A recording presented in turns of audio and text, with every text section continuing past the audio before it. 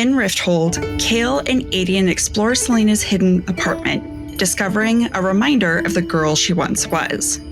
Dorian and Sorsha test a way to suppress his volatile magic, but when success sparks a stolen kiss, both realize the danger of what's growing between them. High in the Farian Gap, Manon reforges Abraxos with iron spikes and teeth, but his refusal to fight, or even fly, challenges everything she's been taught about strength. Across the sea, Selena finally masters her Fae form, reveling in her sharpened senses as she and Rowan investigate another gruesome murder. Yet, even in triumph, her dreams drag her back to the haunting memories of her parents. As rebellion brews in the shadows, Kale and Adian's alliance with Ren and Murtaugh is tested when they find themselves hunted by the King's secret guard. And far above, Manon's desperate attempt to make Abraxas fly ends in a deadly fall that may just change them both forever. Hey there, we're Book Talk for Book Talk with Jack and Amy, your book besties who take the novels you love seriously. This is Jack. And I'm Amy. And we bring the tools of literary analysis to the women-written novels lighting up book talk from romance to romantasy. Think of it as your favorite fandom, treated with some respect you'd give a classic in literature class. Just with a bit more humor and a lot less homework, but like never no homework. Each season, we deep dive into one book, breaking down themes, imagery, and character motivations. Together, we combine our 13 years of literary academic training with our fandom love to help you see your favorite books in a whole new way. We also analyze the story through 2 different literary lenses, giving you more than one way to look at the text. This week, we're discussing chapters 26 through 31 of Sarah J. Maas's third novel in the Throne of Glass series, Heir of Fire. For a complete list of episodes and the chapter breakdowns, be sure to check out our Instagram at the handle BookTok for BookTok. Before we dive in, let's talk about S.P.I.L.T. Spoilers, perspective, interpretation, language, themes. Spoilers. This episode covers Heir of Fire with full context from the first 3 books, that being Throne of Glass, Crown of Midnight, and Heir of Fire. If you haven't read those, this is your only spoiler warning. Anything beyond Heir of Fire and other SJM works will be saved for our Breadcrumbs and Broomsticks episode that airs this Thursday. Perspective and interpretation. These are just our takes, our personal reading of the text. We don't speak for Sarah J. Maas, and we know you'll have your own interpretations too. We love hearing them, so share away. Language. We use explicit language, and that is just a given. And you should know that if you've been around long enough. It's up to you. Themes. We will discuss tough topics like sex, abuse, violence, depression, self-harm, and death. We do our best to flag heavier moments where we can, but listener discretion is advised. As always, let's keep the conversation going. Tag us, DM us, or use the submission form on our website. And if you want exclusive content and live streams, you'll find us over at patreon.com/BookTok for BookTok. Can't get enough of analysis? Make sure to check out the Subtext Society Journal, where we write think pieces discussing the romance and romantasy genre as a whole, the ongoing conversations in the bookish community, and insights on the publishing world. You can read our latest article for free with no subscription required. But to receive the new articles in the future, make sure to subscribe, which reminds me, one of the essays I should write is about our experience at Romancing the Craft workshop where we pitched our books. Oh, excellent point. Want to be published? Head to the subtextsocietyjournal.substack.com to submit your article for a chance to be a paid contributor. Each week we ask ourselves questions, and this week we ask ourselves, our protagonists, Kale, Dorian, and Selena, are they growing or repeating the same patterns? Themes we see in this section include growth. I put growth and progression, which is kind of the same thing, but like progression of the plot. Oh, that's what I wrote. Oh, and you removed one of mine, which was disguises. There wasn't anyone there when I typed it in. There wasn't? No. I thought I wrote disguises. I'm writing disguises now. Okay, and we're keeping all this in. So you guys got the gist of our themes. We are in chapter 26, and we start out in Kale's point of view. And, he hasn't heard from folks in a while. He hasn't heard from folks in a while. I don't know what I was writing. He hasn't heard from Adian and co. That's right. Okay. My brain already questionable. You guys, we're tired I woke up from like a 2-hour nap and I'm not the same person I was when I went to sleep. I'm different now. Cale uses titles instead of names when he starts out in this chapter. Quote, Cale hadn't seen or heard from the general or the prince. For me, this adds to a sense of isolation or disassociation that we're starting to get from Cale's point of view. He feels very adrift, and I think we're going to continue to see that throughout his chapters. Now, he tells himself it's all for a reason. And yes, while it is, it's not true that he's okay with it, which he tries to convince himself of. He's becoming more and more of an unreliable narrator. Yeah, Cale also thinks, quote, he hated himself, but some part of him was relieved to hear it. At least Dorian was talking to someone. So that's him kind of being like, oh my God, thank God Dorian is away. He's talking to someone. And that's such a nice way of putting it, because do we think Cale knows that Dorian's actually talking to someone?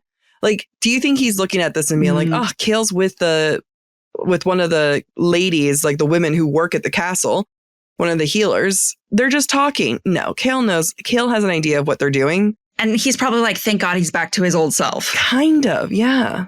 It goes back to one of my themes. Going back to the lies that Cale is telling himself, quote, the rift with Dorian was worth it. For Dorian, even if his friend never forgave him. For Selena, even if she never came back. Even if he wished she were still Selena and not Aelin. It was worth it. Poor baby boy. If he's going to be honest with himself, he's going to break down. So it's just easier to lie to himself.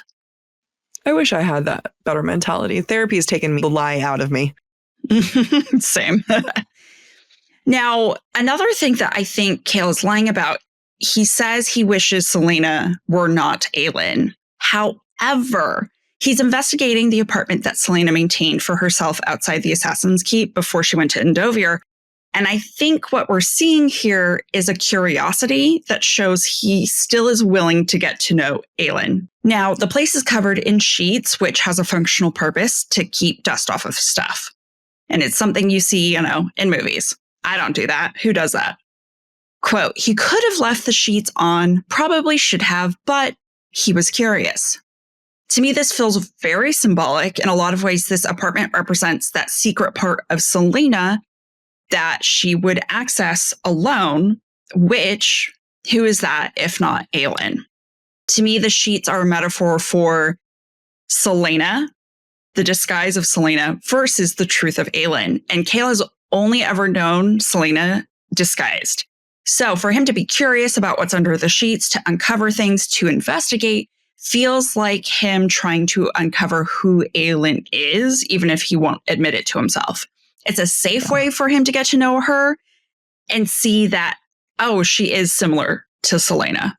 Yeah, it's definitely, SJM's pulling out all the metaphors here. And it's one of those where it's a tad heavy-handed, but perfect.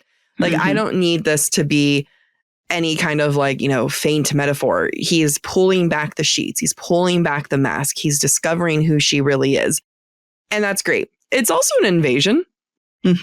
Yes, she left him this apartment, but he's also going back invading it. And I'm not saying that what he's doing is wrong. He's uncovering with the intention of wanting to know more. Like, he is removing it, not because, hey, this is my new apartment, I need to move in. He's doing this because he wants to go more into it, to learn more about her. And then he comments about the opulence, that it runs deep in her. And for me, that kind of comes off as a dig. And I think it's also maybe not so much of a dig as from him, and maybe it is, but it also feels like an understanding of, okay, we just aren't the same people. Yeah. And I think it's also finally an understanding of where those desires come from within Selena. That you can take the girl out of the princess, but you can't take the princess out of the girl. It's like when every guy discovers that I'm not going to hike for you. The opulence runs deep. Yeah. Okay. Yeah. Cale thinks about Arobin as he investigates the apartment. And, he knows everyone else has a right to murder the guy first, including Selena/Aelin. But it does not stop him from wanting to do it himself. Quote, it was Selena's right, he told himself. Her right to decide when and how to kill Arobin. It was Adian's right, too. even the two lords of Terrasen had more of a claim to Arobyn's head than he did. But if Kael ever saw him, he wasn't sure he would be able to restrain himself. Now, this is why Kael and even Aedion, which we're going to discover more in a little bit, won't work for Celaena. As much as he loves her, even though he knows better, he still wants to take what is rightfully hers. Mm-hmm. And his role as protector is so much more important to him than his role as supporter to Aelin or Celaena. Yeah. I know who would be the head that you would claim for yourself that I would give. Like, I would want to do it for you, but I also would be like, this is your head. And then do you have one for me? Oh, yeah. Yeah, I have one for you. I have one for you. The head for you would be. Oh, yeah. The head for you would be. Yeah, that's what I was thinking too. Okay. So I want to continue a little bit more about Kael thinking about Arobyn, which like I saw online someone do like some fan art of Arobyn and it was set to Taylor Swift's father figure. Oh. It was really good. I'm sure. Yeah. Okay, so quote, her first priority wasn't hunting down her master and cutting him into pieces for what he'd done to her lover, Sam Courtland. I am just finding these little moments. These are, people might be like, Jack, you're nitpicky. What do you think this podcast is? And it's us to be nitpicky. I feel like SJM does little tiny things to age up Aelin, one of which was Aelin abusing alcohol. We had no problem with her drinking it underage, guys. That's okay. It's the abuse of alcohol that kind of ages her up. This one is calling Sam her former lover. He was not her lover. When you say lover, that implies sex.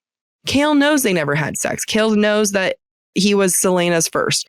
And rather than saying her first love. And I feel like these are another one of these little moments that SJM takes to age her up. I think that's so spot on because to say Sam Courtland was her first love is so innocent. Mm-hmm. But to say it was her lover feels much more mature. Yeah, absolutely. We then switch into Aedion's point of view, and he's becoming reacquainted with Aelin as Celaena in this space because, he hasn't seen her since she was like 8.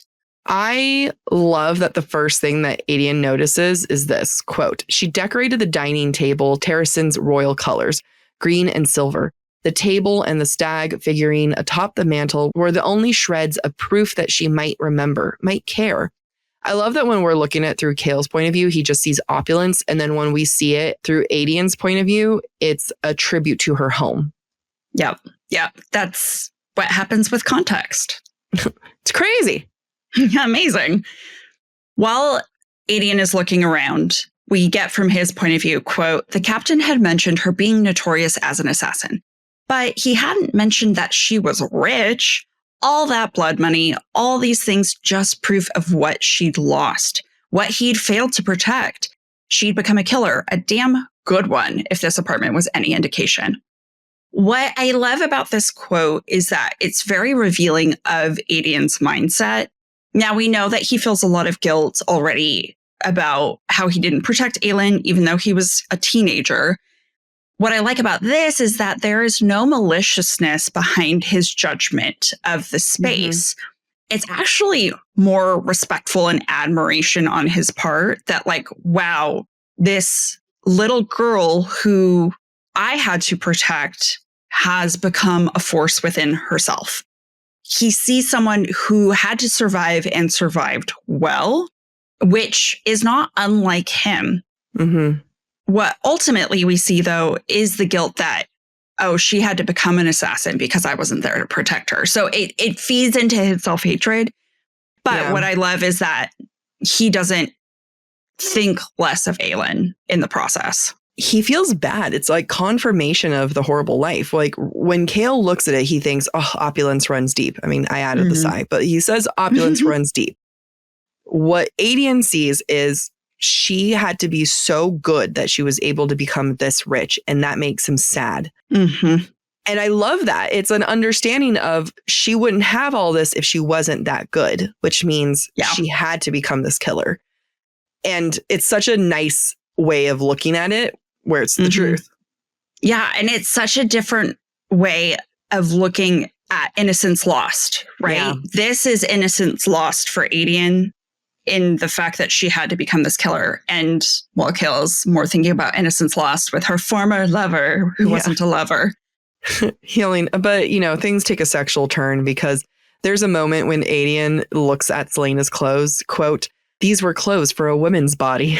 And the scent still clinging to the entire apartment belonged to a woman, so similar to what he remembered from childhood, but wrapped in mystery and secret smiles. It was impossible for his face senses not to notice, to react. How are they reacting? What's this is he jerking off in her clothes right now? Is that what's happening? Because what? Why is this so sexual? And SJM just referenced him as her cousin too. Like, stop. Can we stop? Can we just stop that? Yeah. Yeah. It's, I think my note was incesty ? Even though they are, they're distant cousins, but I keep forgetting that they're distant cousins because of the word cousin. Okay. It's the same way that like technically her and Rowan are distant cousins, but they never say it. And whenever they have, they're like, oh, we're so distant. Yeah. This one, he only is ever referenced as her cousin. Kale thinks of it as her cousin. He thinks of himself as her cousin, her protector. Stop being horny for her. Like he is so fucking horny for her. You cannot face senses not to notice, to react. So I think that this is an intentional misdirect from SJM. Which is okay. Just slightly pull back on the cousin incest factor. That's all I ask. Or lean into it. I don't know. Yeah. I would lean in, but that's make him first at this point. No, we're not going to promote that. Oh, okay. Hold up, immortal instruments. All right. No, I know. I need you to take a step back. I know. If you know, you know, guys. If you know, you know. I don't want them to be first cousins. I don't even want him to be referenced as cousins, but it's just like they're putting him there as a red herring. It's just an interesting thing that SJM really wants to like make this red herring an incest red herring. It certainly calls into question your morality as a human. And I recognize my deep appreciation for forbidden romance. So there we are. I thought you had my deep appreciation for cousin loving. No. The irony that I hate my cousins. Not hate. It's not their fault. I hate their parents. I love my cousins. They're listening right now. Hey, cousins. Something that I've talked about both from Adian's point of view and from Kale's point of view is the fact that they both feel an obligation to protect her or fight her battles, which comes back up when we switch back into Kale's point of view. The irony is, though, Kale knows better than Adian. So this is Adian speaking, quote, "She won't be anywhere near those battlefields," Adian snarled softly. Kale highly doubted that was true, but wished it was. Adian would probably have to bind Selena to her throne to keep her from fighting on the front lines with her people. Again, Kale gets it, even though his instincts are still that of a protector and his desires are that of a protector.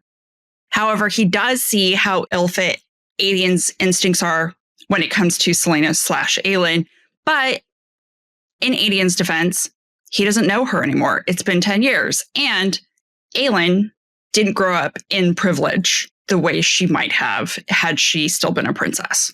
Mm-hmm. We are reminded of how far Kale has come. There are brief moments throughout the conversation that I feel like SJM is trying to signal to us how far Kale has come and how getting to know Selena has changed him. One example is this quote. When talking to Adian about why Kale is betraying his king, Kale explains, quote, "It is easier to be lied to when you do not know any of those people firsthand. But Selena with her scars and Nehemia with her people butchered."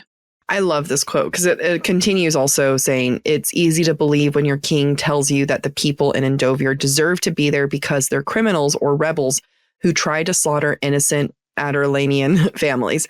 Now, the reason why this is a powerful quote, between what Amy read and what I just read is one of those moments where I'm like, books are political, people. Mm. Think about any kind of national tragedy that, you know, people might roll off like they don't think about it. But then the second it kind of hits home to them, then all of a sudden it's like, oh, it's different. I'm going to view this differently. Mm-hmm. It's just one of those things that like, it's just, you know, people don't realize it until it might happen to them. It's the way that, you know, when they're trying to make men relate, they're like, it's like your sister or your mother or your wife. And it's like, you know, it shouldn't be that. But sometimes people can't relate until it hits closer to home, which is, again, bullshit. But like, it is what it is sometimes. And it's easy to believe when your king tells you that the people in Dovier deserve it. Oh my God, that is exactly what we're living today, right? That's like every single person who the entire campaign with ICE trying to, you know, get all these innocent people deported, where it's like, it's easy for people to be like, well, no, they're criminals. No, they're fucking not. No, they're not. They're going for everyone. And it's moments like that where I love when books are able to bring real world issues into fantasy. Mm-hmm. Yeah. And SJM does this one well. Mm-hmm. Now we switch to Dorian's point of view. There's a lot of point of view switching. Sorry, guys. And he's becoming a little rebel. Quote, for that hour, regardless of the laws they were breaking, Dorian felt like himself again. So what we're seeing is when Dorian spends time with Sorsha, he feels like himself. And really what it is he is unburdened by his secrets because Sorsha knows everything. Not only does she know everything, she makes him feel like a man. We have an interesting case of food as power when Dorian consumes treacle to suppress his magic. So treacle is a high source of iron. They've deduced that iron, because it represses magic, if he consumes enough iron and has it in his blood system, then he can suppress his own magic. Treacle sounds too much like fecal. Oh, I think treacle tart, which is like super sweet. Fecal tart. Ew, it does look like. Never mind. Sorsha tells him, quote, I wonder what would happen if we increase the iron in your diet, perhaps adding a large amount of treacle to your food. We give it to anemic patients, but if we gave you a highly concentrated dose, it would taste awful and could be dangerous, but this does allow Dorian to have power over his magic. And why I point it out is because normally when we talk about food as power is we talk about consuming food to give someone power. This is the opposite. Mm-hmm. Dorian is consuming food to not feel victim to his emotions or his reactive magic. So it's giving him power over his magic, even though his magic is a source of power. It's very interesting. I thought it was very clever. And then she has power over him because she's the one who's feeding him these things. Yeah, the layers of it is really nice. I enjoy it. Mm-hmm. They finally figure out a way to suppress his magic, and Dorian's a happy boy. Quote, yes, he breathed and kissed her. It was fast, but her face was flushed and her eyes wide as he pulled back. At first, I was like, it'll be one day I would like to read a scene where the girl's not really into it and the guy doesn't get it. And then I was like thinking about it, and that's just called assault. So I don't want to read that. Mm-hmm. And it is, I don't know. It's only, and I'll say this again later, but it's only okay when they like the person and you don't know that he doesn't know that she likes him. Because even Dorian realizes too, quote, but maybe she didn't want to be kissed. And I just think it's important to remember consent. Now, I get it. It's cute. I know. But it's just always like, what was it? I'll say this later, but it's like things are only sweet what a guy does. Like, you know, when they're trying to win you over, it's only sweet when you like them. Yeah. If you don't like them, it's suddenly creepy. Yep. Alrighty. Chapter 27. We're in the Omega with Manon, and she's a dummy when it comes to understanding emotions. There are so many cases of this, and I'm going to point them out because they're hilarious to me and just reinforce not only the unreliability of Manon on certain topics, but also just how well SJM is crafting this character through the narrative. Quote, for a heartbeat, Manon wondered when she'd ever earned that kind of loyalty. They weren't friends, at least not in the way that humans seem to be friends. So Manon's talking about Astrid, and babe, she's family. She's literally a cousin. This book loves cousins. And she's not even a cousin that wants to fuck her. She's just loyal. She's just She's loyal. just loyal. Yeah, I love the confusion of it. Where it's like, wait, do they like me? Yeah. It's like, I understand her not understanding love or affection, but her not even understanding loyalty. Yeah. Is interesting. It also is interesting because she wonders when she's earned the loyalty. She's not questioning loyalty itself. I think we know that she's loyal to them, but we know she's loyal to her grandmother. But it's this idea of devotion directed towards her that she doesn't understand. Right. Because she doesn't view herself as lovable. Exactly. Because being lovable is weak. Yep. Like loving flowers. Oh, poor Abraxos. When Manon goes to the trainers, they're like, hey, Abraxos can't be trained. And then the man gives her a look that says, I'm not going to risk my men getting it on him. You're just being proud. Pick another mount like a good girl. All of that's in his eyes. When I read it, I was like, we all know this moment. We've all been there. When a guy's looked at you and has like the most condescending, like just be a good girl type thing. And I love it. I love the moments like this. It makes it so relatable and it makes it so okay that Manon wants to kill them. Loud.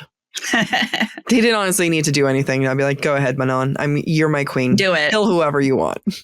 We are reminded why Manon picks Abraxos when she looks at him. And it's so important because she's going to be so pissed off at him later. So we need this little reminder. Quote, each of the scars, the chipped teeth and broken claws, the mutilated tail, they weren't the markings of a victim. Oh no, they were the trophies of a survivor. Abraxos was a warrior. So like I said, we need a reminder about this before Manon starts bad-mouthing him and calling him a worm for liking flowers. It reminds us how proud she is of his ability to survive. And quite frankly, it's like Manon has survived in spite of her grandmother, who, if you really think about it, her grandmother's a lot like Titus. In some ways, her picking Abraxos, not only because they have a connection, it's a clear defiance against her grandmother. Yeah. Which is another clue to the things that are going to happen down the road between Manon and her grandmother. Also, what I like about this moment, it's also a clear comment to the reader about Aelin. Talk me through it. Well, to me, it's another tying the metaphor of Manon and Aelin being similar or being mirrors of each other. Because if Abraxos and Manon are the same, having scars, they're mutilated, they're not victims, they're survivors, and these are trophies that should be like relished. Then if you could say that about Manon and Abraxos, you can say that as well about Aelin. Okay. Because you're the one who keeps connecting the two. I just needed the line. You said two things, give me the string. Yeah, that's fair. I mean, maybe you should have just read my mind, but then we wouldn't have a podcast. No, but we'd have a great conversation. Another thing Manon thinks about Abraxos, quote, Abraxos had somehow been born different, smaller, but smarter. Or perhaps the others didn't ever need to think. Cared for and trained, they did what they were told. But Abraxos had learned to survive, and perhaps that had opened his mind. He could understand her words, her expressions. So again, like Manon, who is different, she has pure gold eyes instead of black with gold flecks. She's not a sheep. She's smarter than the rest of the witches. Manon and Abraxos are the same, and you can say the same about Selena/Aelin.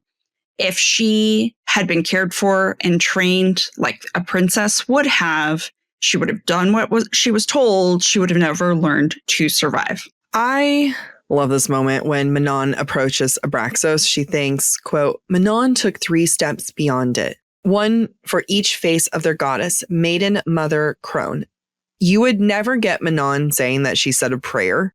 Like you will never get her being like, Manon hesitated praying that she would be okay, because that would show weakness.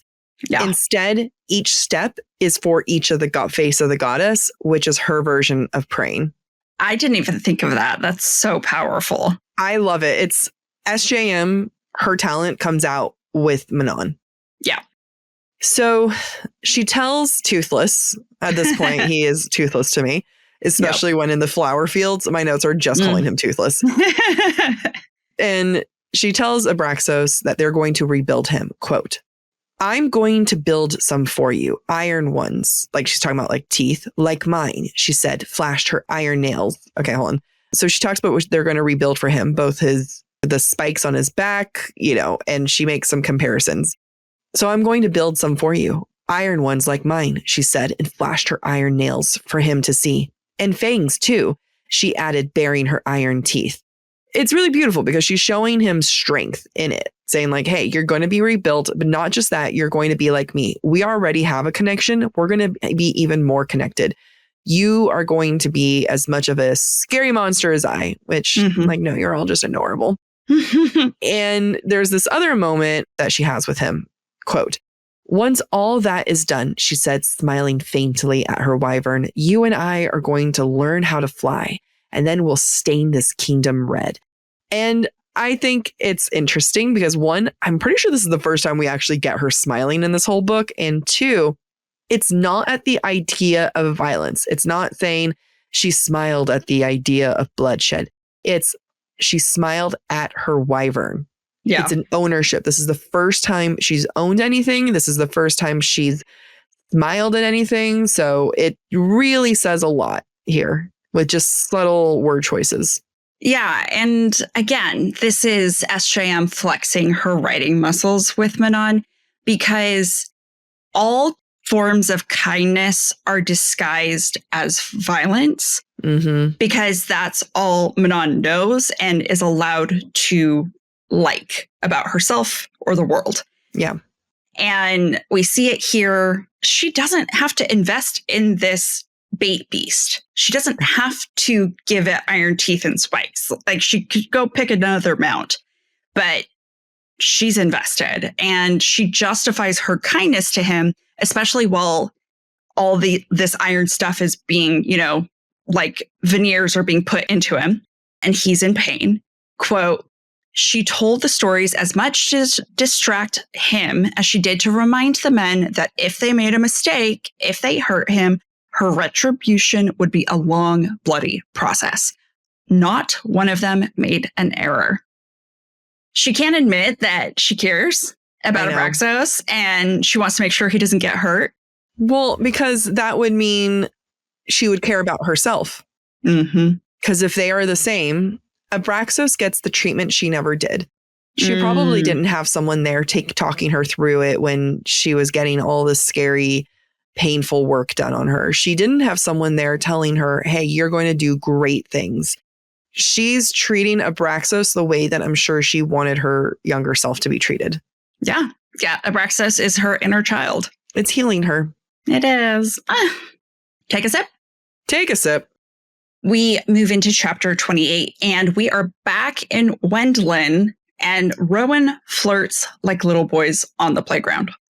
So Rowan is trying to antagonize Aelin or Selena. I'm starting to mix them up because we're starting to dive into Aelin territory. Agreed. It's interchangeable now. Yeah.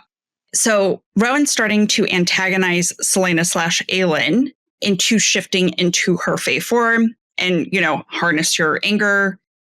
That's what works for you. Quote, he gave her braid a sharp, painful tug.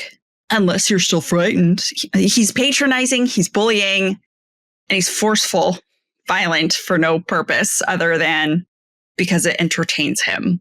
Like, he could have just left it at harness your anger. Yeah. It's, I didn't even see your note with the playground one, but because I wrote, I'm like, this is just like what people are going to say, that this is what boys do when they like you. And that's a bullshit thing to teach girls, because we're teaching them young that if a boy harasses you, hits you, gives you any kind of shit, it's because he likes you. So It's just like, it's one of those things that just continues. And I'm not blaming SJM. I blame society. Yeah. Yeah, because we normalize it. I mean, I was told that. Oh, yeah, he's doing it because he likes you. And my mom would be like, and what? This is a true story. I was like, Mom, this boy was mean to me. He was chasing me. He was poking me. And she was like, oh, that's because he probably likes you. What did you do to him? I pushed him down and sat on his back. See, that's the thing too. I fought back. Yeah. And because I was told that's because he likes you, I started being violent to people I liked. I started hitting people over the head with books. Like in the 4th grade, 5th grade, I remember liking somebody and being violent because that's what I was taught. I did not. The only person I'm violent against is you. Because you love me. So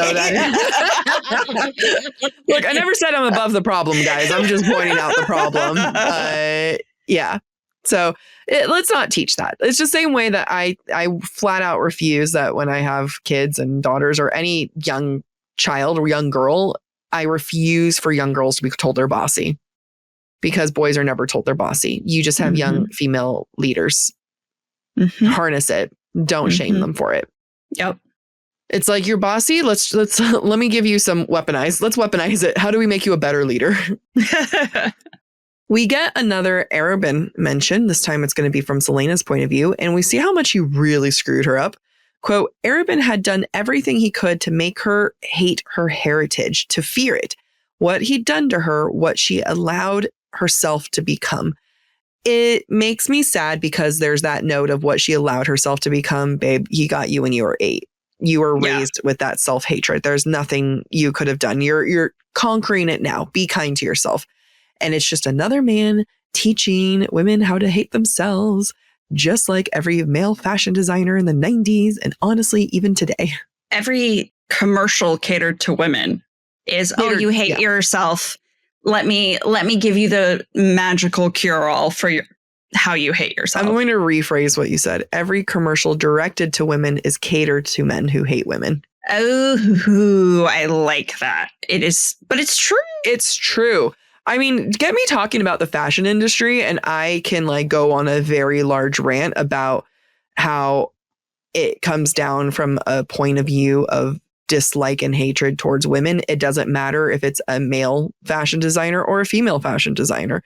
I mean, fashion designers were originally men that, you know, it's essentially built towards making female bodies to look more masculine and androgynous. Also, a lot of the fashion designs. That's like when you have a lot of the supermodels, right? Like they're so skinny that they don't have those quote unquote feminine curves. I know not every woman has those curves, but like, you know, they specifically look for more androgynous, curveless bodies, which in my humble opinion, takes it to be more mimicking of young boys instead. Prove me wrong. I mean, and I'm not saying that's like for every fashion. I'm just kind of thinking about like, especially the fashion. 90s. Yeah. And that's like, and remember guys, if someone's like younger than me and saying like, Jack, you're overreacting. All right. Heroin chic was a phrase that we grew up with. Yeah. I mean, look at Kate Moss in the 90s. I idolized her. You drew a painting of her. Most of my paintings from high school are of Kate Moss. It was there are gorgeous paintings. But like we idolized malnutrition. Yeah. Anyway. And I kind of get it because I'm just trying to nutrition and it's hard. Guys, all I think about all day is how much fiber and protein I'm getting in a day. And it's really hard. Maybe malnutrition is the way. I don't know. No, don't say that. It's just like I count so much and I never hit my goals. You look very sad. I'm sorry. I'm just thinking about all the fiber I need to like throw down now later today. My tummy's going to hurt so much later. My doctor said I need more fiber for heart stuff. No. I love how I'm like throwing out heart stuff. I just don't want people to think I have like bowel issues, which is fine. Well, I do. I know. The IBS women stand strong. Okay. Now, just like you guys got to know Jack and I, Rowan and Selena have recently spent some time getting to know each other. And that's how Rowan has finally begun to understand how to teach Selena, because you know what? She's fueled by anger. Quote, let it be a blade, Aelin. If you cannot find the peace, then at least hone the anger that guides you to the shift. Embrace it and control it. It is not your enemy. Which honestly, probably not sound advice. Definitely requires therapy, but it is the one language both Rowan and Aelin understand. That is anger and violence. They are finally speaking the same language. I thought it was great advice. I was like, yeah, but I speak violence, so that's fair. I too am a weapon to be honed. So, sometimes you only understand it when you're one of them. Your wit is a weapon to be honed. It's deadly. You are very fast. It is deadly. Thank you. Now, again, with the challenged, the lacking flirting. I don't know what word I'm trying to say, but the flirting that I would not want to receive. Quote, a fierce, challenging grin, and Rowan moved so fast she could hardly follow as he appeared on her other side and yanked on her braid again.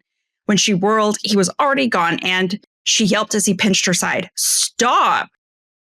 Just saying, he's a terrible flirt. And honestly, it might be the most fun Rowan's had in years, and Selena loves it because she's the center of attention. Because maybe they see something in each other that they identify with. And quite frankly, I think Rowan is having fun right now because he feels like maybe for the first time around Selena, he can be himself. Now, I know that SJM has to keep their relationship moving, but it's either it's been too long since we recorded episode 4, or this is disconnected. No, it's true. It's true. Both things can be true. That's the fault of an author who chooses too many point of views. And it's going to be an issue that we're going to have from here on out. And it's only going to get worse as we have more point of views. I know that this is like a fantastic series that SJM built. And I feel like she shoots herself in the foot so much with this, with how many point of views that she starts juggling in storylines, because it is a disconnect. It is like, weren't you just smiling for the first time? And now we're doing this, and like Rowan's like now playing with you and flirting with you. And, at one point they start running and he's like they kind of go into like chase animal play where I was like, ooh, chase her in the woods. Get her, So people, I even have this as a note. So people don't think I'm heartless. I do enjoy this. I like the flirting. Like in case someone was like, Jack was a straight up bitch, you can't enjoy anything.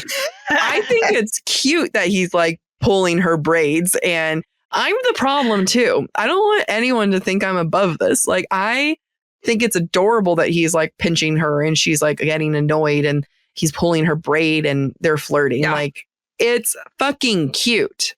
I can't handle this flirting mainly because I don't run.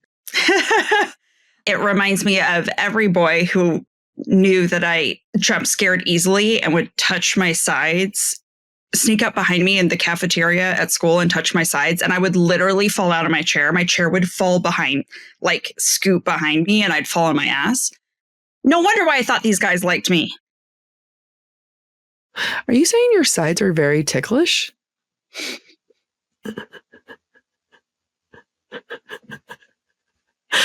This is a piece of key information you have held back for over 15 years with me. You guys, I wish you could see the video to this because Amy is kicking herself so much. I'm so mad at myself. I'm so mad. I know for a fact you're probably keeping this away from me. Do you see the vein is bulging in my forehead? Like, you're already reacting at the idea of me going for your sides. I haven't even done it yet. You're already breaking down.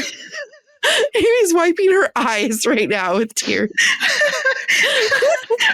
It's not coming out my nose. Okay, but really, if you touch my sides, I will kick you. Like, that's fine. I get super violent when people touch my sides because I'm so sensitive. I won't. I'll use it sparingly, I promise. Damn it. And look, I accept any reaction. You have warned me accordingly. I will not hold you into any kind of accountability. If I turn him into Manon, you know now that's what awaits you. So fucking funny that you've held this in for 15 years. You've held this in and you haven't told me. I could see the reality crumble in your eyes. bit by bit of like the hellhole you have just opened up for myself. No, it's so funny. You guys don't even realize, like, very much in public, I will get a running start to slap Amy's ass. Like, it will echo. And I don't care where, honestly, it happens more in public than when we're hanging out at the gym, at the mall. Like, I will get at Disneyland. At Disneyland, I'll get a running start and I'll get a good. There's been some very painful ones that I've gotten in there. Yeah. The trauma. The sound still reverberates in my ears. There was been a couple where my hand hurt. I got a rock solid ass, is what we're saying. We squat for that ass. Oh, where were we? Like, okay. Selena's feeling unleashed. Yes, we are there. So Selena, in her Fae form, feels unleashed and is able to feel something more than apathy or depression for the first time in a long time. Quote, she could have flown, could have soared for the sudden surge of ecstasy in her blood, the sheer freedom granted by the marvel of creation that was her body. Control makes her feel like she's in power, and she's finally able to control her shift and her Fae body. And quite frankly, she's also able to repress her magic. And so she's finally able to feel the positive things because of that power and control. I also remember I wanted to go back and say something you said about the multiple POVs. Just from a writing perspective, you have to make every scene count. Yeah. And when you're in one POV, you have more scenes to work with. Yeah. And so I understand why this is happening now. Mm-hmm. But after reading A Court of Thorns and Roses, which is mostly one point of view, actually, I'm so good at the little buildup. Yeah. That she doesn't get that in this book. When Farah goes to do things that in case someone's listening to this and they haven't read A Court of Thorns and Roses, but the choices that Farah makes at the end isn't out of character or out of line based on every little step that we made. She's just so good at nuance, and we're missing so much of the nuance. And I think what's also hard is that in comparison to like Manon, her emotional journey isn't as significant as Selena's emotional journey. Like, there's a lot of growth that she's doing, but it's not like she's coming off of the precipice of a huge breakdown. You know what I mean? Like, not the way that Selena is. And then falling in love with this guy. Like, Selena, like SJM just set up 2 books of shit for Selena to have to deal with. The death of a friend, the, betrayal of a former lover, right? Like having to come to this country, all these things. That this is not the moment that you rob her of her point of view. Yeah. Yeah. Genuinely. Yeah. So as we're here, we have to embrace it. Now we're in this cute flirting phase here. Quote, Rowan raced beside her, but he made no move to grab her. No, Rowan was playing. He threw a glance at her, breathing hard but evenly. And it might have been the sun through the canopy, but she could have sworn that she saw his eyes alight with a glimmer of that same feral contentment. She could have sworn he was smiling. Again, it's cute. I get it. Can't relate. It's running. Not my feral contentment. But it also is, we've seen a lot of imagery when it comes to gold, when it comes to light, when it comes to mates in all of SJM's work. There was even a moment earlier in the series in Throne of Glass where there was like gold light shone on blood, and it was just kind of like a disconnect showing that Kale was not, the golden light. And we're getting that moment here that Rowan has that glimmer, that sun, that golden light that's coming through. And again, chase play, be kinky play. For the first time, though, we are also seeing Selena make some progress when it comes to her grief. Quote, it wouldn't have made a difference. Nehemia had orchestrated every step in her own destruction and would have found another way. She had only done it because Selena refused to help, refused to act. Having this glorious Fae body changed nothing. So at this point, Selena was like, maybe if I was in my Fae form, I would have chosen to go to, I would have not chosen, I would have been able to reach Nehemia in time. And it's it's somewhere between just like accepting that Nehemia orchestrated it, like that was her call, but then she also kind of puts blame on herself of saying like, because I refused to help. And it's like, well, you know, there's call me crazy. I think there's still steps between I don't want to help and committing your own death, like, you know, orchestrating your own death. There's a few in between moments that Nehemia bypassed completely. Yep. And it is nice to see that there is some growth, and you can also see how Rowan is shaping that. Look, guys, I'm nice. We might get more nice moments. We might, and I can appreciate it. Yeah. I mean, and it is important for Celaena's emotional connection, or Aylin's emotional connection to Rowan, to justify why they are the couple that they end up being. Yeah. You need to have these moments. I think it also, though, really shows, because we don't have enough screen time with them, Rowan himself is the disconnect, right? Like, we go from this stern guy to like, we have this guy who's kind of smiling, kind of funny, but we're only getting interpretations of this moment. Mm-hmm. You know, could have sworn he was smiling, could have sworn these things. It was almost like he was playing. It's like we're only getting these glimpses. And like, if we want to build his character up more, we needed a lot more of these moments for me personally. I completely agree. I was kicking myself every time I used could have sworn in my own writing during my recent revisions. Did you use it a lot? No, I think I used it a couple times though. I think I've used it once, and I've done a variation of it. And I'm trying to purposely use it for like, because it's actually happening. But that's the same way that SJM is doing it, right? Right. Whenever she says someone could have sworn, that's like what it is happening. What it is. Yeah. What it is. What it is. Now, unlike Rowan and Celaena, the humans don't speak the language of power and violence. So when Celaena shows up in her Fae form to the village, quote, Celaena had given up on flirting with a pock-faced stable boy at the inn, who had just gawked at her ears and canines as though she were one heartbeat away from eating him alive.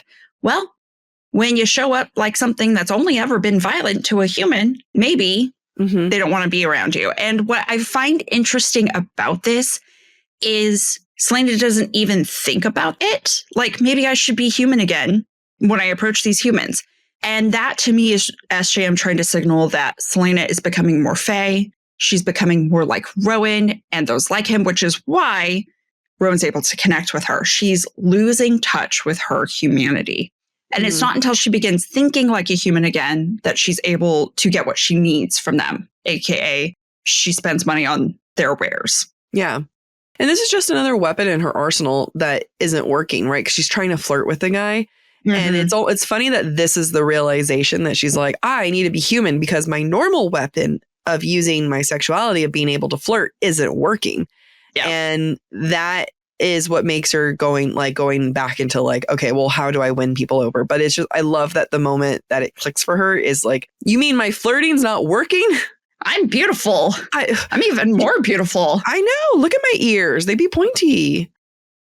Celaena is also picking up on subtext from Rowan when he's talking about Maeve. Quote, a lot of Fae who ventured into mortal lands have earned themselves a reputation for taking what they want.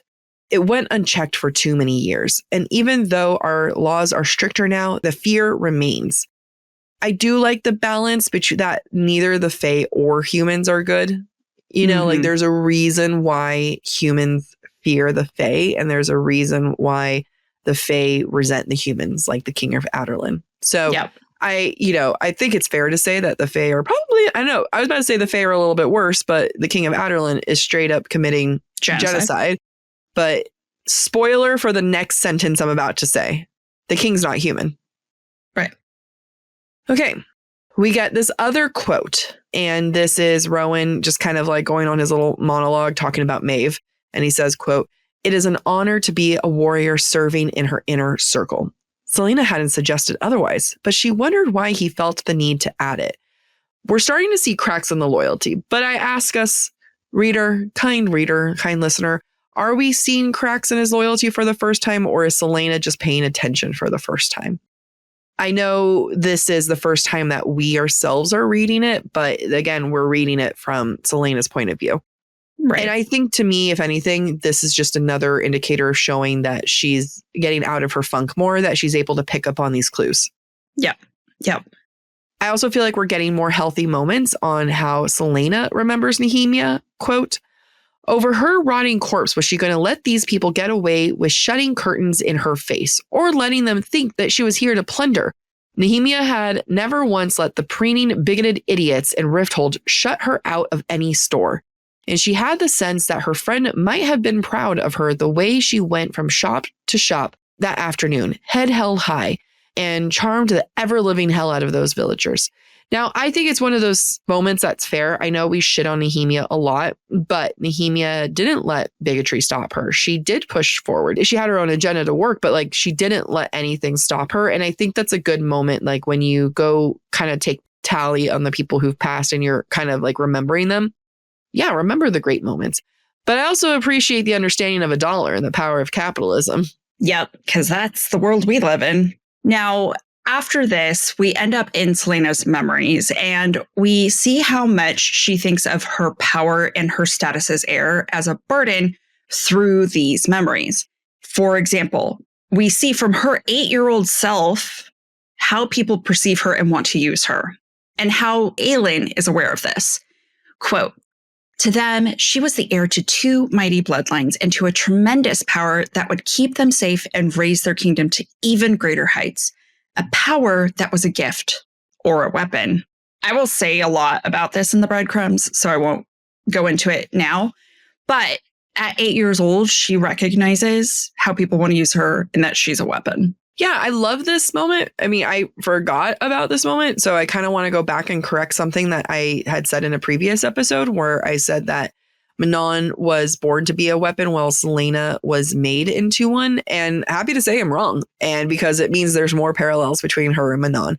Aelin was born to be a weapon. Yep.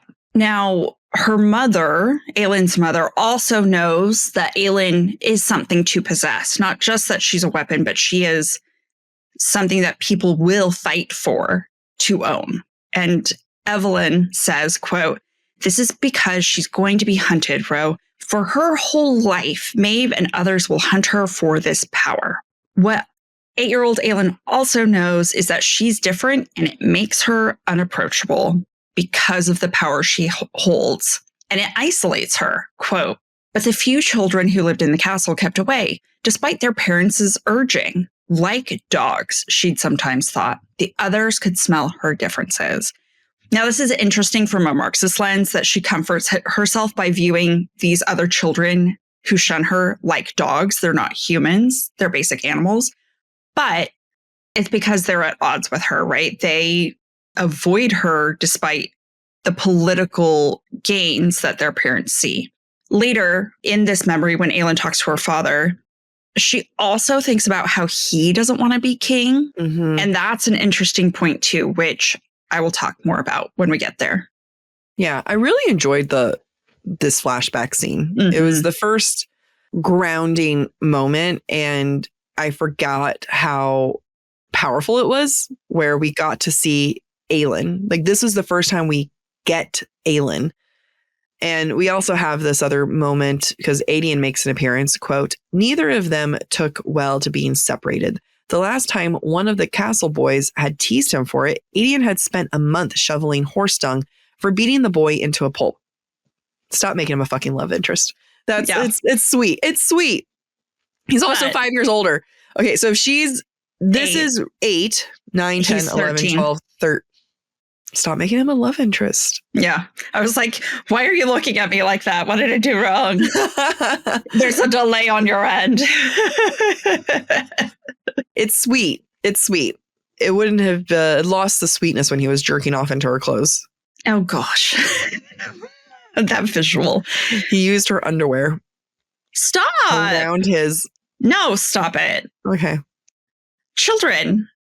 Not a single child is listening to this. And if they are, that's not on us. Okay. Now, like Jack said, it's sweet. We're learning more about Aedion and Aelin's relationship as children. But it's another instance where I think SJM is trying to fool us into thinking that these two might just be mates and justify that incestiness of their love for one another. Quote, she knew he meant it. He'd burn the library, the city, or the whole world to ashes if she asked him. It was their bond, marked by blood and scent, and something else she couldn't place.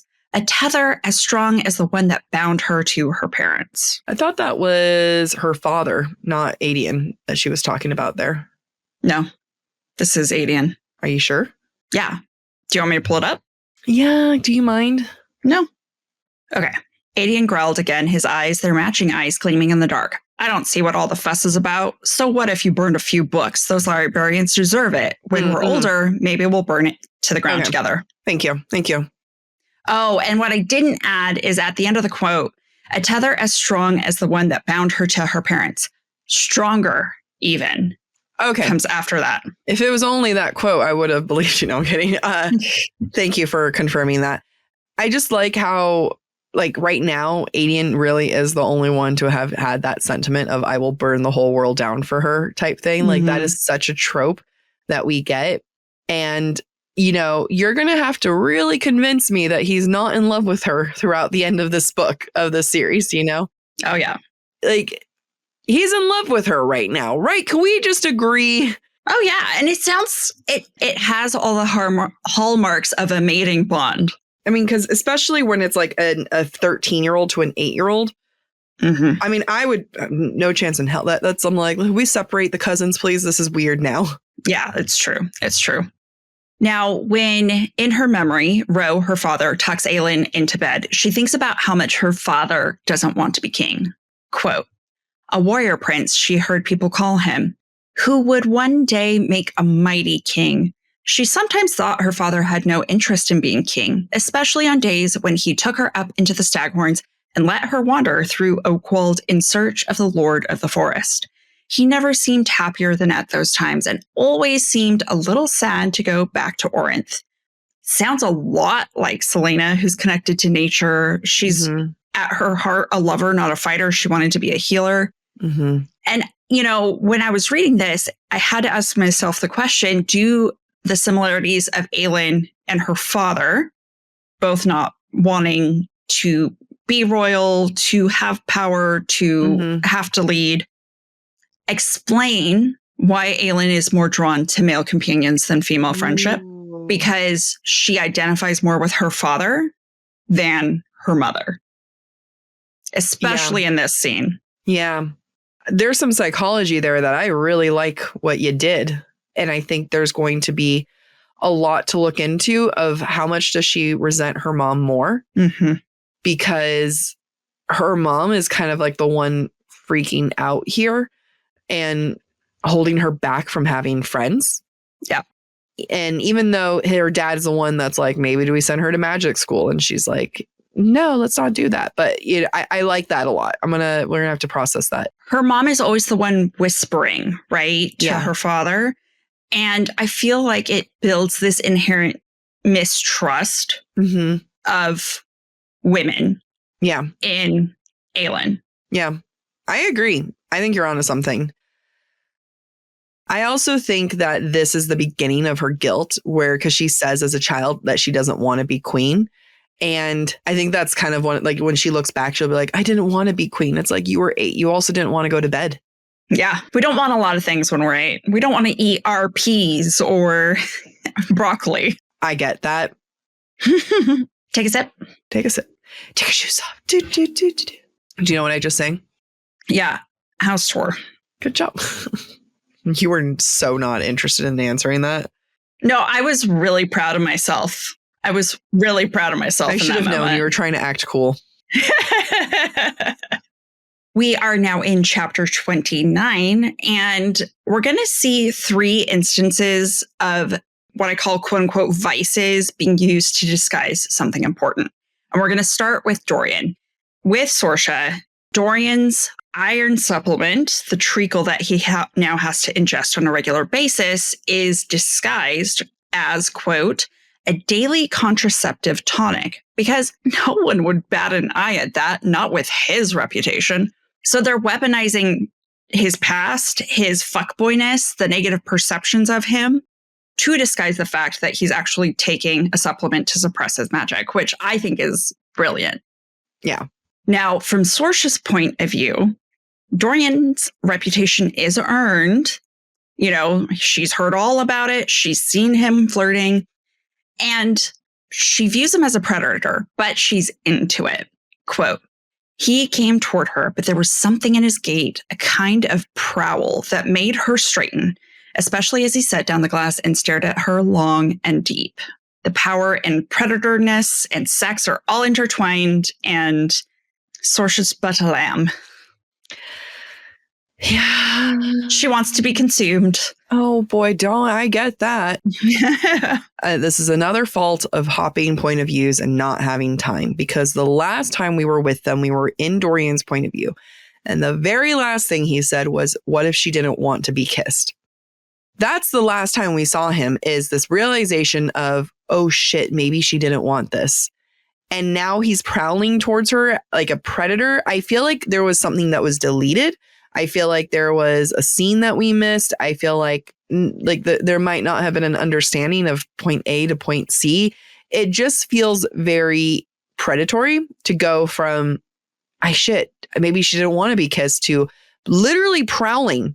Yeah, I see what you're saying. I can also see maybe from like an editing perspective, they felt the need to put it in Dorian's point of view earlier because he respects her when she does pull away. And we have to know that he's capable of thinking that she is not into him. But then it comes down to, well, why are you initiating this as a predator then? You know, like it's one of those things where, but it kind of goes into the question that I wrote for this week, where it's like, are we progressing or are we like going back to some old ways? Because this really feels like going back to some old ways. Mm-hmm. And the fact that he's treating his attention as a reward for his gratitude. She's doing something for him. She's helping him. And her reward is his attention and his lust and everything. It's such a male thing. It really is. Over the years, I'm happy. I'm proud of myself that in my 20s where I'm like, this, like, am I supposed to be happy? Yeah. Anyway, so there's this moment here, quote, what? She breathed, backing up a step. He gripped her hand, not hard enough to hurt, but enough to stop her retreat. That's not okay either. You know, like, she's into it. And it's like, we know that she's into it. We're into it. This is all sexy. Yes, I get it. But he's holding on to her so that, you know, that she could not retreat. It's only attractive when we like the characters. That's the thing. It's only attractive when we like them, when we're into it, when we're into them. You know, consent should be sexy. Mm-hmm. It should just be sexy. Like, I want to adjust that. But based on her actions alone, he should be jumping out and backing away. Quote, she was burning up from the inside out and she pulled back hard enough that he let go. He should be freaking out. And you can argue that once she runs away and he opens the door and like he looks all miserable and he's like feeling guilty, sure, but it shouldn't have even gotten to that point. That's just my point of view. Women should feel more comfortable. What if she had a traumatic experience in the past? This wouldn't be okay. It's fair. What if this would have been a trauma response? Yeah. All true. Mm-hmm. All true. Now you've bummed me out. But it's true. A house tour. I can take you to the first, second, third floor.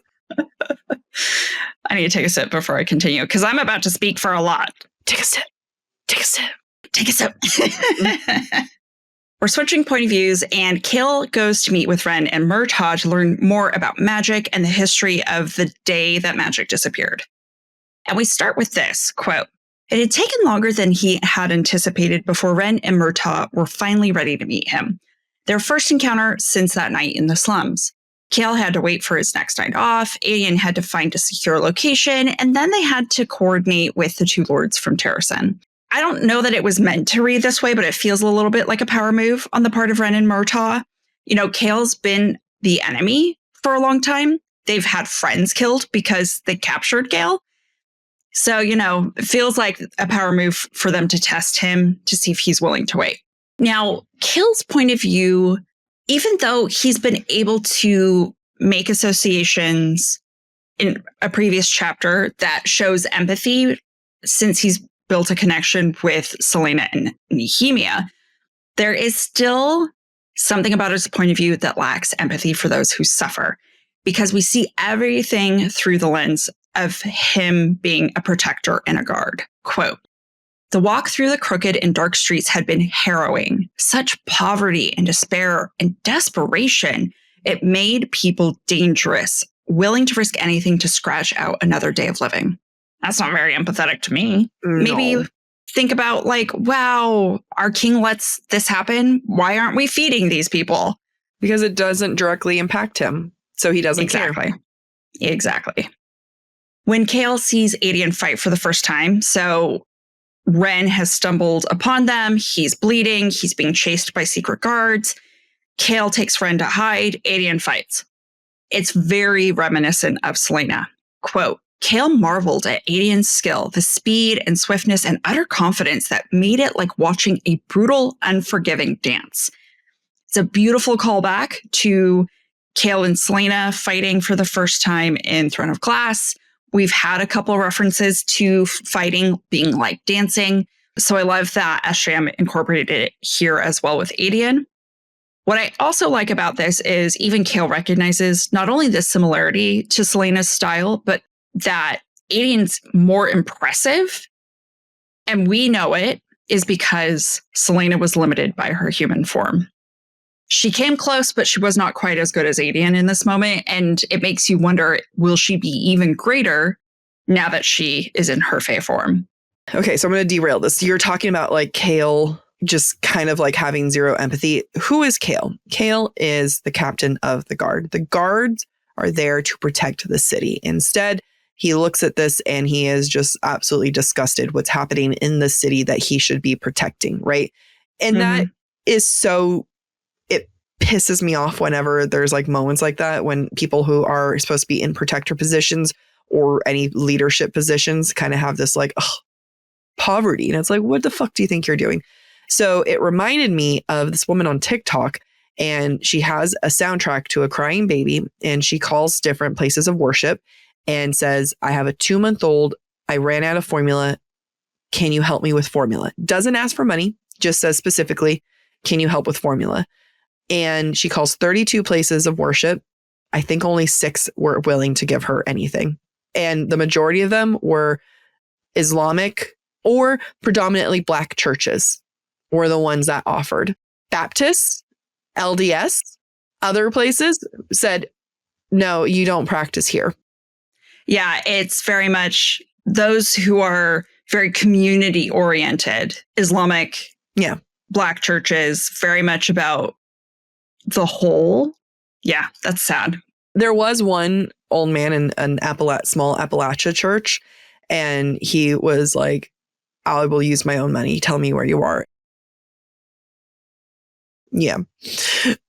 I can't even watch all of them because like it hurts too much, even with everything, like whatever they say or don't say, like all of it. The Islamic one was like only asked 2 questions, and that was, how far are you and what kind?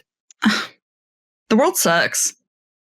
We're now in chapter 30, and when Chaol and Adian help an injured Ren to an opium den, we see another instance of using vice, quote unquote vice, as a disguise. Quote, "Chaol held his breath for the entire walk as he and Adian gripped the half-conscious friend between them, the 3 of them swaying and staggering, looking for all the world like drunkards out for a night of thrills in the slums." Looking like drunks implies overindulgence in alcohol, and it disguises the injury and why they have to help Ren walk, which is a nice little touch. We get a third instance of vice as disguise when Chaol and Adian are painted with makeup to look like addicts in the opium den to hide from the king's blackguard. I love it, but I also have a problem. And this is why. Adian, when the secret guard come into their space, Adian acts like he's high and drunk. Quote, "Wine," Adian snapped, "a spoiled son of a merchant, perhaps. Now." The men just swore at them and continued on. 5 minutes later, they were gone. So I know that these are unknown guards, but they also work for the king. And if they work for the king of Otterland, how do they not recognize the general and the captain of the guard? Like, all she had to do was, like, they could make a comment of, like, oh, so you two had a good night. All they had to do, like, you're not, this is from Kale's point of view, right? Yeah. I'm going to choose that this is SJM showing how dumb Kale is and not how dumb we are. I don't know, but you're so right. It is like you don't think you're famous? You don't think that they know what you look like? Everyone knows Adian's a partier. Yeah. No, Anyway. you could still have been there. Yeah. But the fact that it's from Kale's point of view, I'm hoping that we're just kind of like, oh, you are bad at this. Yeah, you're dumb. Dumb Kale. Now, eventually, they are reunited with Murtaugh, and Kale understands for the first time the power of secrets for good. Quote, secrets had kept them alive. It's a common theme that we're going to see with the royals and the courtiers of Terrasen, that by keeping secrets, they're able to survive. And, you know, this is interesting. I like this scene because as I thought about it, I think a lot about how readers, including myself, complain about how much Aelin keeps secrets. But when you think about it, the only reason Aelin's alive is because of her secrets. Mm-hmm. It makes sense that her instinct is to keep secrets. Yeah. Even from those she trusts. Yep. It's not like she told Sam who she was. No. She doesn't even tell herself. No, honestly. Now, Kale later thinks about Ren, quote, had the young lord ever felt safe or at peace at any point in the past 10 years, it would explain that anger, the reckless anger that coursed through all the young, shattered hearts of Terrasen, including Celaena's.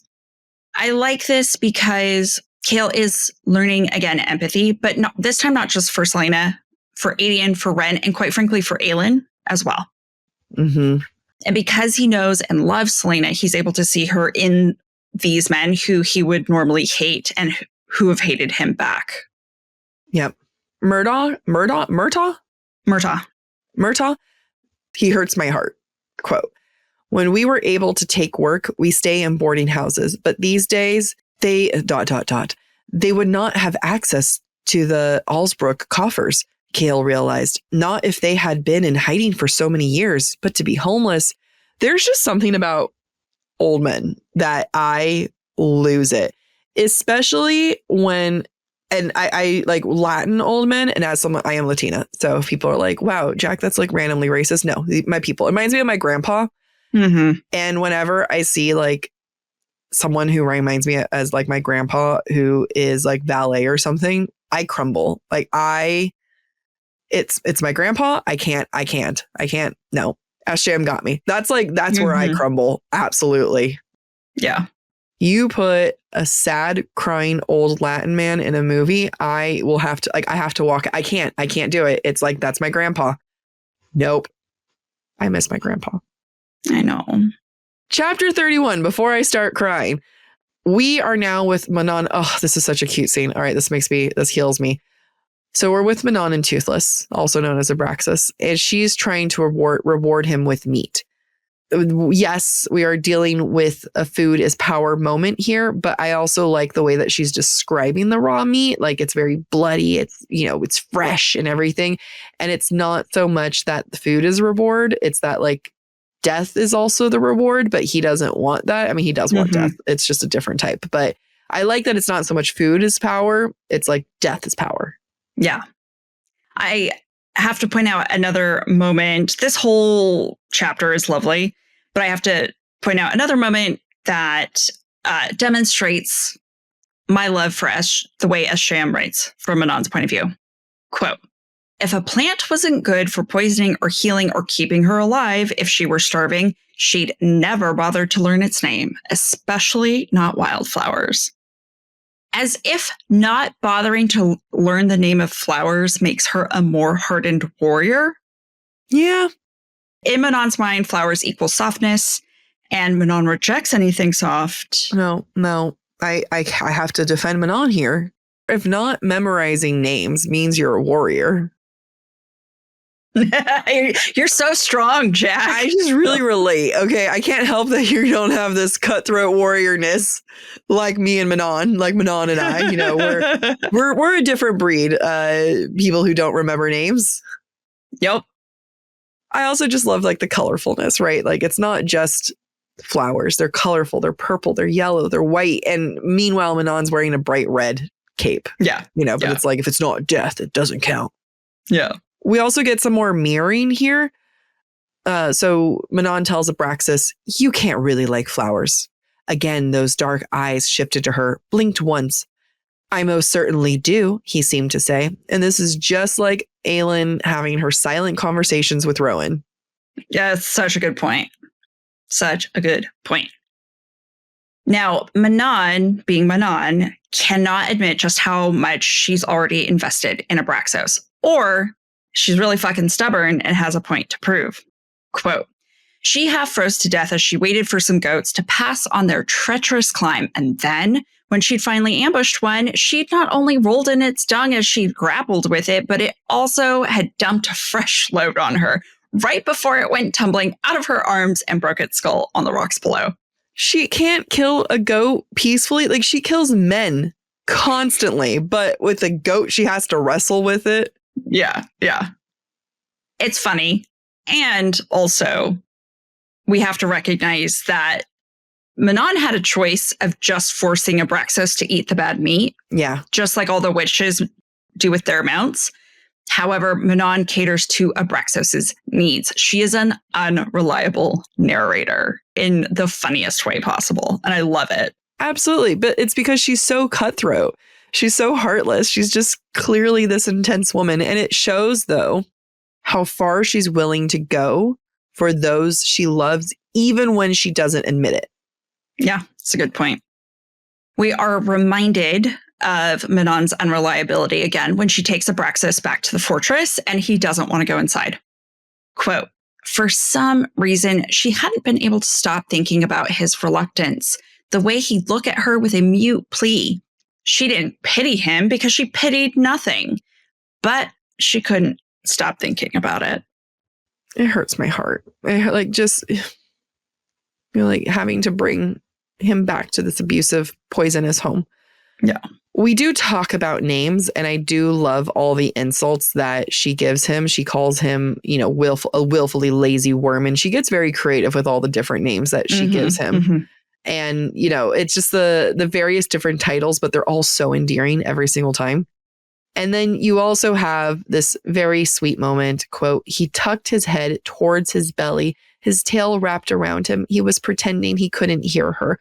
SJM is working so hard to make it impossible to not love him or Manon. Yeah. You know what I mean? Like, it's just like one thing we learned at the writing conference is butter.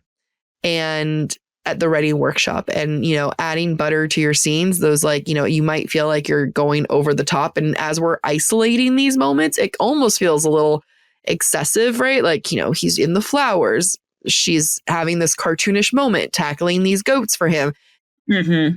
He's tucking his head, not really pretending that he's not hearing her. Individually, it might all seem, so ridiculous and cartoonish, but all together, it is this wonderful buttery moment. Yeah, I completely agree.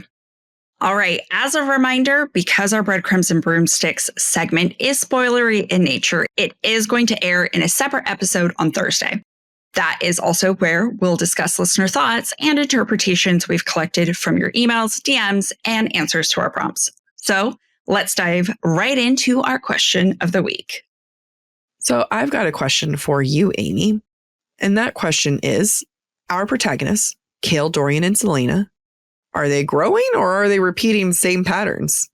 I think it's hard to say with Selena. I think she's growing, but she's growing into a fae, which she's never really been.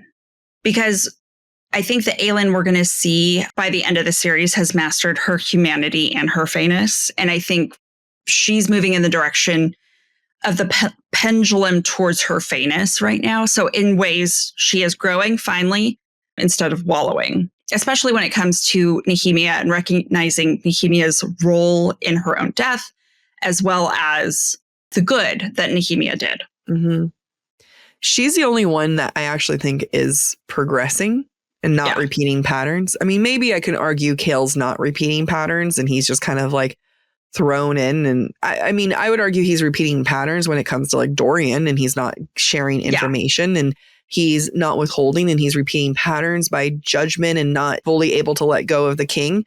Dorian is straight up repeating like every pattern that he's ever had. But Celaena is the only one at this point I feel like is truly showing progression. Yeah.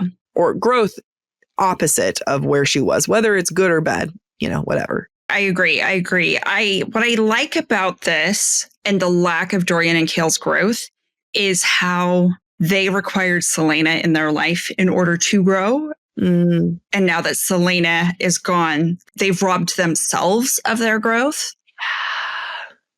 And that's good.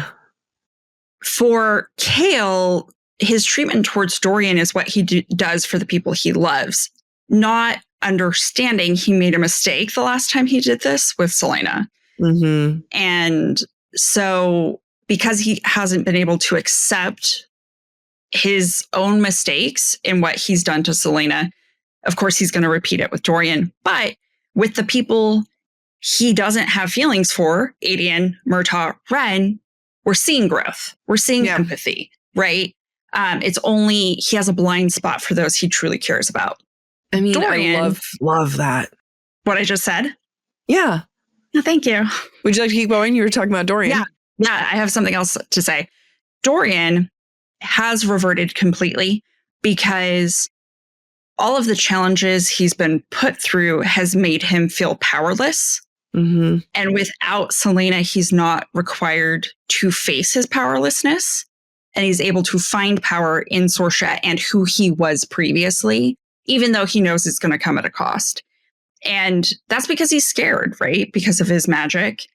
And instead of growing into his magic, he wants to grow back to the person he was before Celaena. Incredible. Take a moment, guys. Like, that was fantastic.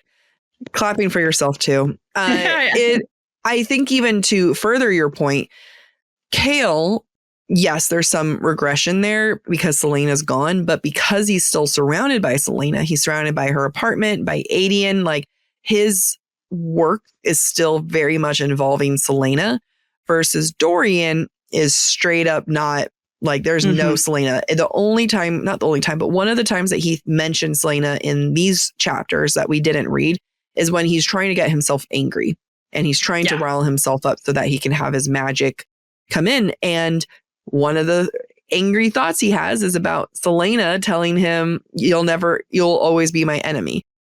Mm-hmm. Like he is farther removed from Celaena, who is a grounding force for these two boys. Yeah. Good job. Thank you. Thanks for listening to Book Talk for Book Talk with Jack and Amy. Join us Thursday for our breadcrumbs and broomsticks discussion of today's chapters. If you're enjoying the show, don't forget to rate, review, and subscribe on your favorite podcast platform. It really helps other readers find us. And of course, we'd love to hear what you thought of today's episode. Share your comments through our form at booktalkforbooktalk.com, and we might feature your feedback in a future mini episode or in a Patreon exclusive episode. For merch and more ways to support the show, head to booktalkforbooktalk.com. You can also follow us on TikTok, Instagram, and YouTube at the handle booktalkforbooktalk. And don't forget to join us by subscribing to the subtext societyjournal.substack.com to get more insights into the romantasy and romance world. Bye.